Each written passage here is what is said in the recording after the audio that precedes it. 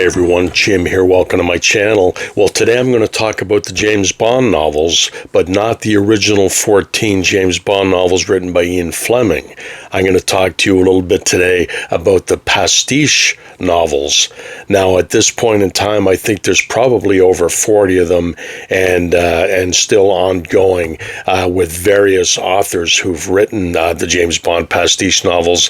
It's quite a variety of stories and books, and I'm going to go through some of them with you right now. Now, just to start with, I don't have every one of them. I kind of stopped getting them after a while, and of course there's some older ones that I never got around to getting, but I think this might give you a fairly general overview of the James Bond pastiche novels. Now, the first pastiche novel after Ian Fleming's death in 1964, Glidrose Publications wanted to continue the James Bond series, so they hired Kingsley Amis to write the book Colonel's Son under the pseudonym Robert Markham. Now, their goal was to have a whole series of James Bond novels written under the Robert Markham pen name. Now, Colonel's Son was a well-received story and critically acclaimed. It took place in the Greek Isles and continued James Bond's adventures after Ian Fleming. It was a continuation of Fleming's vision for the character, but unfortunately, there was only one in the series and they didn't continue on with it. Now, Kingsley Amis is famously known for writing the James Bond dossier. Now, this was about 3 years before he wrote Colonel's Son, and because of this book, that might be why they hired him to write Colonel's Son. The James Bond dossier is an in-depth look at the James Bond books, and if you're a fan, you can find it in this hardcover, or there's a paperback as well. It's a very interesting book, so yeah, that's probably why they hired him for the Colonel's Son series. But as I said, there was only the one book in the series at the time until 1981, when they hired John Gardner to carry on the Bond series in this story, License Renewed. Now, there's John Gardner on the back in front of a portrait of Ian Fleming, and this cover is actually by Richard Chopping, who painted most of the Ian Fleming hardcover books. So that's just a beautiful hardcover book. So yeah, John Gardner, he was a fan of Fleming, but these read very much like the movies. They were very gadget-driven, very kind of epic kind of things. So here we have the paperback, License Renewed, and here you see where it says James Bond is back. And back in the day, in '81, I bought these two books. I was very excited that the character was coming back. So they continued for 16 novels, John Gardner. Here's the second one for Special Services. And we have the third one, number 3, Icebreaker. And I also have that in hardcover in this beautiful, beautiful cover. And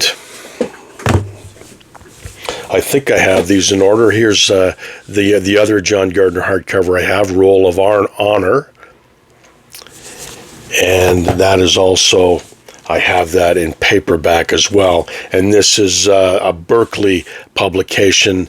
Most of the paperbacks were published by Coronet, but the American publisher was Berkeley. So that's Roll of Honor. And we have, I'm going to show you this one now. I also have a couple more John Gardners with, this is by Putnam. So these are American hardcovers. And this is Broken Claw. And again, I've got another copy of Roll of Honor. And another hardcover of Broken Claw. I don't have that in paperback, but I do have it in 2 hardcovers. And it continues on with No Deals, Mr. Bond. Now, as I said, there was he wrote 16 James Bond novels.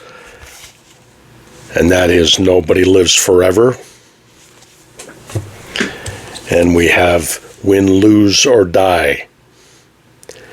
And the titles are very, very much like the Ian Fleming titles, had that Fleming sweep. I mean, you can almost tell a James Bond novel just by the title. And here we have Seafire. Now, he also, John Gardner and the writer who succeeded him in writing the James Bond series were lucky enough to be able to do movie novelizations of the James Bond films. So John Gardner did License to Kill. That's a Timothy Dalton movie, and that's by John Gardner, basically based on the screenplay by Michael G. Wilson and Richard Maibaum. But I think John Gardner, he kind of tries to fit it into his own continuity that he kind of set up within his own series of Bond novels, and then he did the novelization for GoldenEye. And this is based on the screenplay by Michael France and Jeffrey Kane. So that's pretty much it for my John Gardner books. Now, John Gardner, he was quite a good writer. I think what made him attractive to Glidrose Publications was he had a series of books called the Liquidator series with a character named Boise Oaks, which is kind of a direct opposition of a James Bond character, whereas James Bond was brave and forceful. Boise Oaks was a kind of a secret agent, but he was cowardly, and they were kind of played for laughs, but they were well written. And John Gardner also wrote the Herbie Kruger novels, Garden of Weapons, the Nostradamus Traitor, and others in the series as well. Good writer. And okay, so after John Gardner, he gave it up after 16 books. I think he felt like he didn't want to really outdo Fleming's output of novels, even though he did write 2 more than Fleming did. The next writer to come along to continue the series was Raymond Benson. Now, he wrote his first Bond novel in 1997, but before Glidrose or Ian Fleming Publications hired him to write the Bond novels, he wrote this book, The James Bond Bedside Companion. Now, this book does a deep dive into all the books and all the films, and it's kind of a brilliant book, and if you're a James Bond fan, you should pick this up.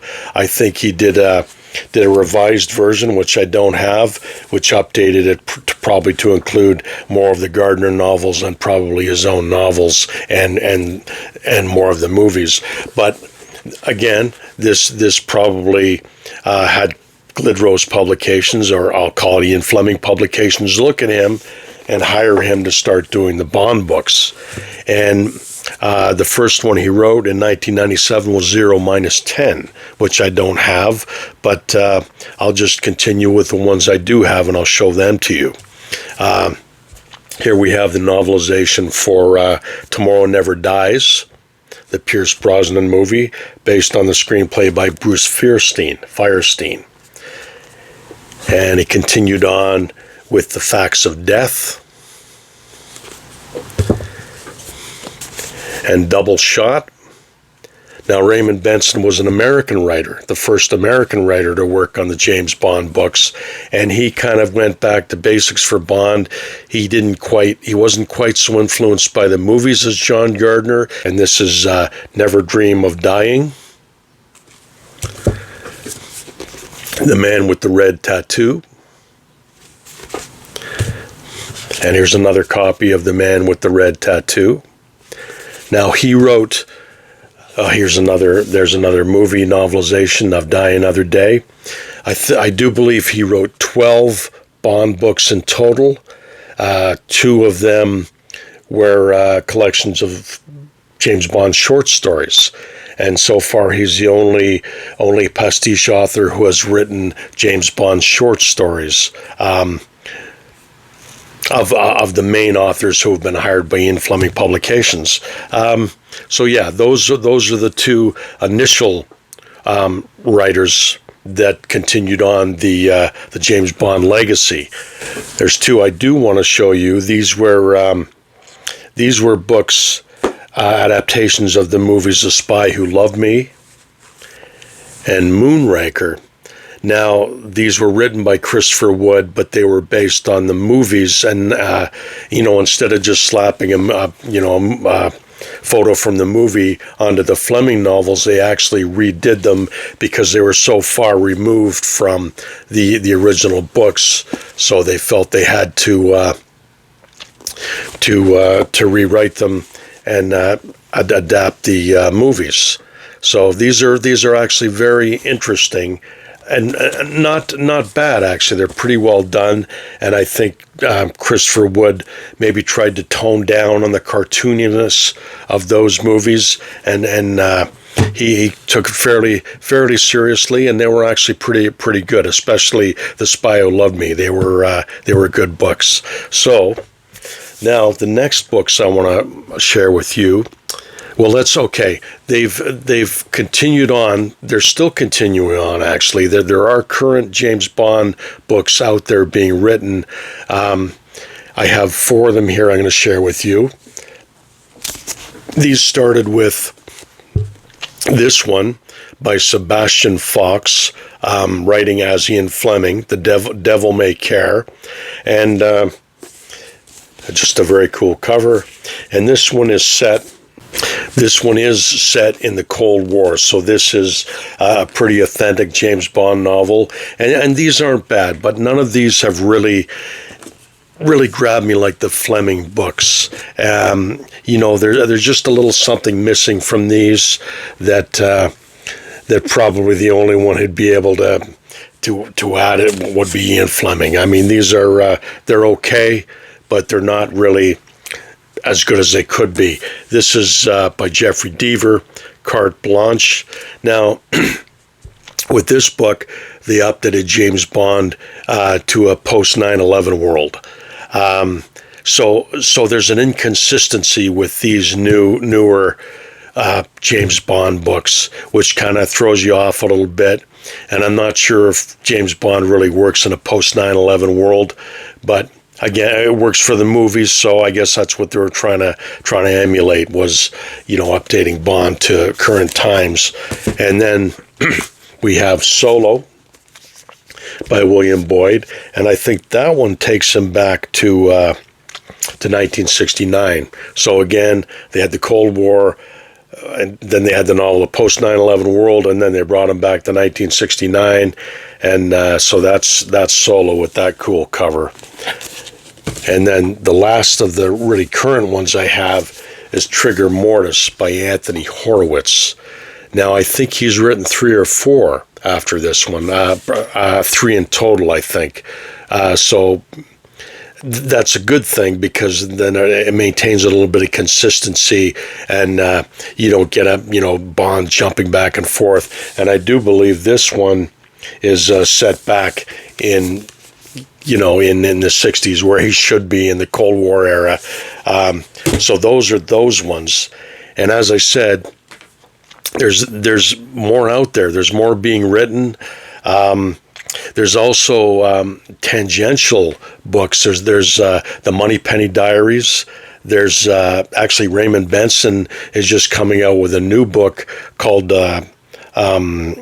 Hookshot or something, and it's a Felix Leiter novel. And Felix Leiter is a CIA agent that teamed up with Bond every now and then in the Bond books. So he's writing books in the Bond world still. What else have I got to show? Oh, yes, yeah. I have Ian Fleming Publications hired a writer called Charlie Higson to write stories about young Bond set in the early 1930s before he became a secret agent. Might have been actually in the 20s if I remember correctly now, but Charlie Higson wrote 5 of them, and they really, out of all of these are probably the best ones. These have that Fleming sweep and that Fleming feel to them, and I really enjoyed them. And they start with the first one, Silverfin, and these are by Puffin Books for their youth novels, obviously. And this one was written in 2005. And then we continue on with Blood Fever with these lovely covers. I love these covers. And again, I mean, if you're a James Bond fan, these are a lot of fun. These are really good books. Charlie Higson did such a great job on them. And here we have Double or Die. And it goes back to Bond's school days, basically, when he's he's a young man in school. They're reminiscent of Harry Potter, I guess, which isn't really a selling point. But the Bond character, he really good. And he's got all the tropes that Ian Fleming set up in his own novels, and yet it's a young Bond, but they're so good. And this is Hurricane Gold with that lovely cover.